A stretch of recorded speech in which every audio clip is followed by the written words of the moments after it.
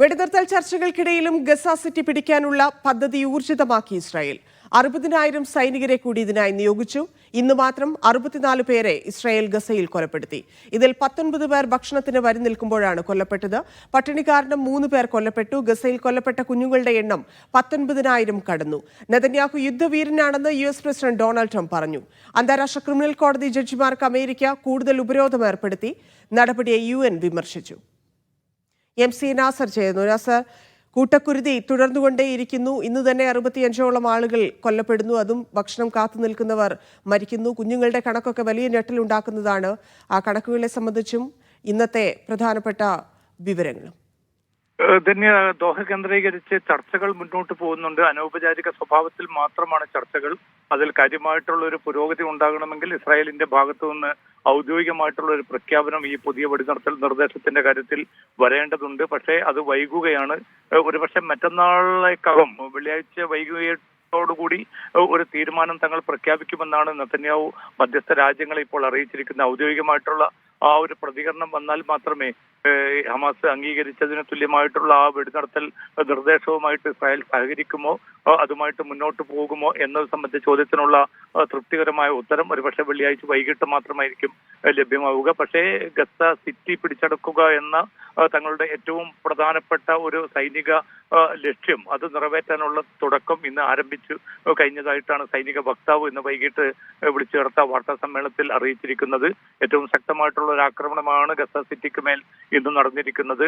ഭാഗത്ത് കൂടുതൽ താൽക്കാലിക വസതികളും മറ്റും പണിതുകൊണ്ട് ഒരു കോൺസെൻട്രേഷൻ ക്യാമ്പാക്കി തെക്കൻ ഗസയെ മാറ്റുകയും അവിടേക്ക് ഈ ഗസ സിറ്റിയിൽ നിന്ന് ആളുകളെ കൊണ്ടുവരിക എന്ന വളരെ ആസൂത്രിതമായിട്ടുള്ള വംശഹത്യ പദ്ധതിയിലേക്കാണ് ഇസ്രായേൽ ചുവടുവെക്കുന്നത്. അതിന്റെ ഭാഗമായിട്ടാണ് നേരത്തെ ധന്യ സൂചിപ്പിച്ചതുപോലെ 60,000 റിസർവ് സൈനികരെ പുതുതായിട്ട് ഈ ഒരു ചുമതലയ്ക്കായിട്ട് ഏൽപ്പിച്ചിരിക്കുന്നത്. ഇതിന് പുറമെ വിവിധ വിദേശ രാജ്യങ്ങളിലുള്ള ഇസ്രായേൽ പൗരന്മാർക്കിടയിൽ നിന്ന് സൈനിക വൃത്തിക്കായി ഒരു 15,000 പേരെയെങ്കിലും ഉടൻ തന്നെ കണ്ടെത്താനുള്ള നീക്കവും ഇസ്രായേൽ ആരംഭിച്ചിട്ടുണ്ട്. കാരണം വളരെ ചുരുങ്ങിയ സമയത്തിനുള്ളിൽ ഗസ സിറ്റിയെ പൂർണ്ണമായിട്ടും തങ്ങളുടെ പരിധിയിൽ കൊണ്ടുവരണമെന്ന നിർദ്ദേശമാണ് പ്രധാനമന്ത്രി നെതന്യാഹു സൈന്യത്തിന് നൽകിയിരിക്കുന്നത്. അതിന്റെ അടിസ്ഥാനത്തിലാണ് കൂടുതൽ സൈനിക സന്നാഹങ്ങൾ ഗസ സിറ്റി കേന്ദ്രീകരിച്ച് മുന്നോട്ട് പോകുന്നത്. ഇന്നിപ്പോ 64 പേരാണ് ഔദ്യോഗിക കണക്ക് പ്രകാരം ഇന്ന് രാവിലെ മുതൽ ഈ രാത്രി വരെയുള്ള സമയത്ത് കൊല്ലപ്പെട്ടത്. ഈ 64 പേരിൽ 19 പേർ ഈ ഭക്ഷണത്തിന് വേണ്ടി വരി നിന്ന സാധാരണ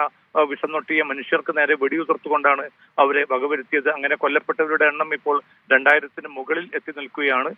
ഈ 22 മാസമായി നടന്ന കുരുതിയിലൂടെ 62,000-ത്തിലധികം പേരാണ് ഇതിനകം കൊല്ലപ്പെട്ടിരിക്കുന്നത്. അതിൽ നേരത്തെ തന്നെ സൂചിപ്പിച്ചതുപോലെ 19,000-ത്തോളം കുട്ടികളാണ് ഉൾപ്പെടുന്നത് എന്ന് കൂടി നാം ശ്രദ്ധിക്കേണ്ടതുണ്ട്. ഈ ആക്രമണത്തിന് പുറമെ ഈ 62,000-ത്തിന് പുറമെ 10,000-കണക്കിന് ആളുകൾ ഈ തകർന്നടിഞ്ഞ കെട്ടിടാവശിഷ്ടങ്ങൾക്കുള്ളിൽ കുടുങ്ങിക്കിടക്കുന്നുണ്ട്. അപ്പോൾ ഒരു 3,50,000-ലധികം പേരെയാണ് ഈ വംശഹത്യാ പദ്ധതിയുടെ ഭാഗമായി ഇസ്രായേൽ പിന്നിട്ട് 22 മാസങ്ങളിലായിട്ട് കൊല ചെയ്തിരിക്കുന്നത്. അതുകൊണ്ട് തന്നെ ഈ ഒരു വെടിനിർത്തലിലേക്ക് കാര്യങ്ങൾ നീങ്ങുമോ എന്നത് സംബന്ധിച്ച് മറ്റന്നാൾ ഒരു തീരുമാനം ഉണ്ടായിട്ടില്ല എങ്കിൽ കൂടുതൽ ശക്തമായിട്ടുള്ള ആക്രമണം, സിവിലിയൻ കൂട്ടക്കുരുതി, വംശഹത്യ അതിന്റെ ഏറ്റവും ഭീകരമായിട്ടുള്ള ഒരു തലത്തിലേക്ക് നീങ്ങും എന്ന മുന്നറിയിപ്പ് കൂടിയാണ് UN ഏജൻസികളും അതോടൊപ്പം തന്നെ അന്താരാഷ്ട്ര സന്നദ്ധ സംഘടനകളും നൽകിക്കൊണ്ടിരിക്കുന്നത്.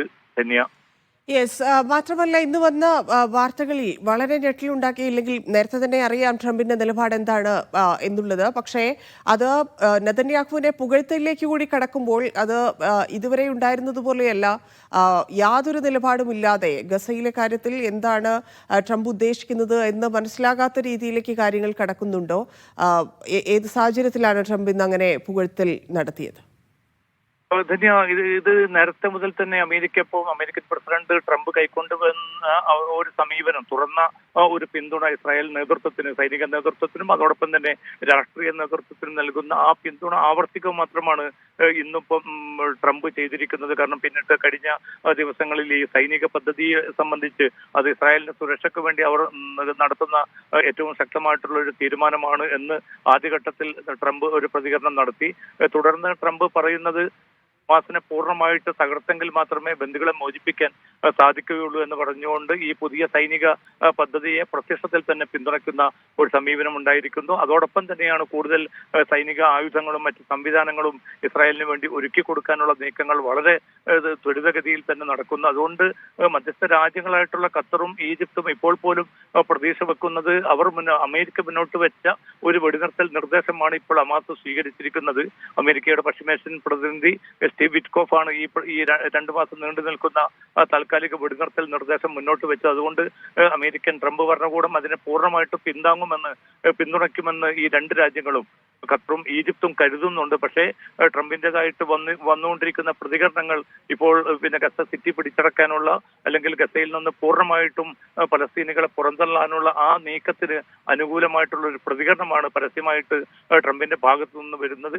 അതേസമയം അനൗപചാരികമായിട്ടുള്ള ചർച്ചയിൽ ഈ ഒരു വെടിനിർത്തലിനെ തങ്ങൾ പിന്തുണയ്ക്കുന്നതായിട്ട് മധ്യസ്ഥ രാജ്യങ്ങളെ ഈ ട്രംപ് ഭരണകൂടം അറിയിച്ചതായിട്ടുള്ള റിപ്പോർട്ടുകളും പുറത്തു വരുന്നുണ്ട്. അതോടൊപ്പം തന്നെയാണ് ഇന്നിപ്പം നേരത്തെ ഇസ്രായേൽ പ്രധാനമന്ത്രി നെതന്യാഹു അതോടൊപ്പം തന്നെ മുൻ പ്രതിരോധ മന്ത്രി യോവ് ഗാലന്റ് എന്നിവർക്കെതിരെ അന്താരാഷ്ട്ര ക്രിമിനൽ കോടതി നേരത്തെ അറസ്റ്റ് വാറണ്ട് പുറപ്പെടുവിച്ചിരുന്നു. അതിന്റെ ഭാഗമായിട്ട് വിവിധ യൂറോപ്യൻ രാജ്യങ്ങളും മറ്റും ഈ 2 പേരും തങ്ങളുടെ മണ്ണിലെത്തിയാൽ പിടികൂടി അന്താരാഷ്ട്ര ക്രിമിനൽ കോടതിക്ക് കൈമാറുമെന്ന പ്രഖ്യാപനവും നടത്തിയിരുന്നു. പക്ഷേ ട്രംപ് ഇതിനെ പൂർണ്ണമായിട്ടും ഇസ്രായേലിനെ പിന്തുണച്ചുകൊണ്ട് രംഗത്ത് വരിക മാത്രമല്ല, ഇന്ന് കൂടുതൽ ഉപരോധങ്ങൾ അന്താരാഷ്ട്ര ക്രിമിനൽ കോടതി ജഡ്ജിമാർക്കെതിരെയും ഉദ്യോഗസ്ഥർക്കെതിരെയും ഇന്ന് പ്രഖ്യാപിച്ചിട്ടുണ്ട്. ആ നീക്കത്തെ നെതന്യാഹു വലിയ ധീരമായിട്ടുള്ള ഒരു ചുവടുവെപ്പ്, അഭിനന്ദനാർഹമായിട്ടുള്ള ഒരു നീക്കം എന്ന അർത്ഥത്തിൽ അതിനെ പ്രകീർത്തിക്കുകയാണ് ചെയ്തത്. ട്രംപിന് പ്രത്യേകമായിട്ടുള്ള നന്ദിയും നെതന്യാഹു അറിയിച്ചു. അപ്പോൾ എല്ലാ അർത്ഥത്തിലും ഇസ്രായേലിന് പരിരക്ഷ, നയതന്ത്ര തലത്തിലുള്ള പരിരക്ഷ നൽകുന്നു, ആയുധങ്ങൾ നൽകുന്നു.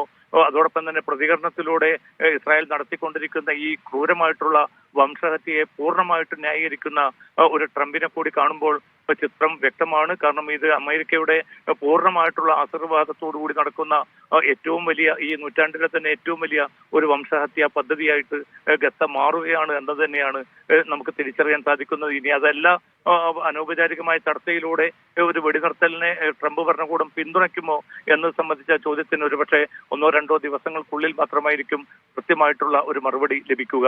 ധന്യ.